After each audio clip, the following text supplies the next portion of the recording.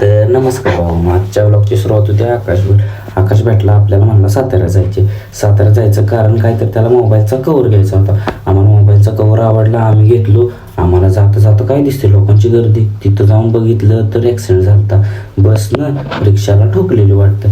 रिक्षाला एवढं काय लागलं नव्हतं. मग तिथनं आम्ही निघालो घरी. मी गेलो घरी जाऊन परत झोपलो. त्यानंतर निघालो जिमवरनं परत जाता घेतलं रोहनच दाढी बिडी करून आलता म्हणून जिमच्या आरशात बघत होता. तिथनं जरा व्यायाम केला. सायनातनं पण शेवटचा सेट घेतला. त्यानंतर निघालो घरी जाता ह्यांचं दोघांची काय मस्ती चालली. लिफ्टमध्ये बटणं दाबी आणि परतनं झालं आमचं ठरलं की स्वामींच्या मठात जायचं.